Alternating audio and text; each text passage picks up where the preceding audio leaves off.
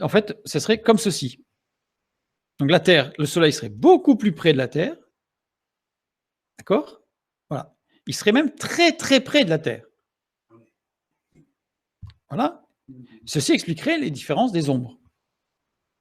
Et le Soleil tournerait horizontalement. Comme ça.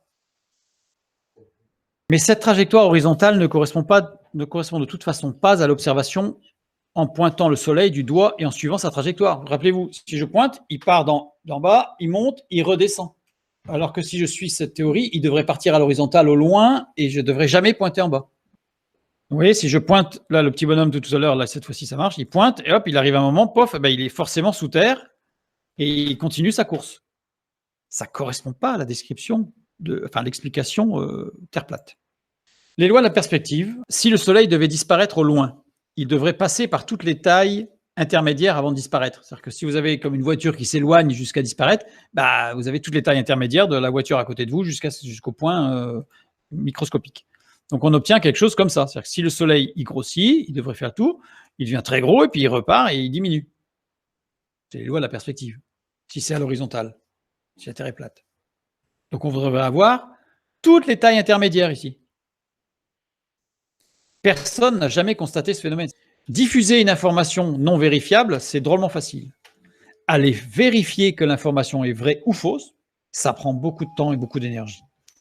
C'est l'un des points forts de toutes ces théories, c'est qu'en fait, c'est très facile d'aller annoncer n'importe quoi, à n'importe qui, n'importe comment, n'importe quand, parce que c'est difficile à les vérifier. Donc, la véritable théorie donc, de la Terre plate apparaît en 1896 avec un monsieur qui s'appelle John Alexander Dowie. Alors, fondateur de la Christian Catholic Apostolic Church. En 1920, la Christian Catholic Apostolic Church se sépare et le platisme est repris par les dissidents qui prennent le nom de Christian Flat Earth Ministry. Les dissidents, ce sont des fondamentalistes évangélistes. Depuis quelques années, on a Éric Dubé qui crée un mouvement platiste très important. Alors lui c'est le meilleur, lui c'est le plus fort, mais c'est le plus important, c'est celui qui est le plus suivi. Il se prétend maître de yoga et de Wing Chun. Il a su en plus des arguments précédents ajouter une touche de New Age pigmentée de science-fiction issue des livres de Anton Parks et de Zecharia Sitchin, qu'on avait déjà vu, et d'un néo-nazisme décomplexé avec une apologie d'Hitler. Tout va bien. Donc la base de la Terre plate, elle est là. L'objectif, montrer que le complot de la Terre plate est millénaire. Nous y apprenons que la grande conspiration dont fait partie la conspiration de la Terre sphérique, parce que attention, il faut montrer que la Terre est plate, d'accord? Parce que je me suis trompé, c'est pas que le complot de la Terre plate, hein, c'est montrer que la Terre est plate. Donc voilà, et que donc le complot, la conspiration de la Terre sphérique serait le fait des Atlantéens, donc l'Atlantide, des descendants de l'Atlantide. Et reprenons les livres sur les Anunnaki, des extraterrestres, et afin de perpétrer leur domination, se seraient métissés aux humains par séquence génétique pour donner deux branches, les reptiloïdes et les juifs. Donc, adeptes de la Terre plate, eh bien, bienvenue dans ces sectes. Les théories de la Terre plate, l'objectif c'était montrer Dieu, oubliant que c'est Dieu qui se révèle à l'homme. Donc c'est-à-dire que là déjà on est anti-biblique. Boum, dès le départ, la base. Pouf. Cisaillé. Se base sur des démonstrations irréfutables.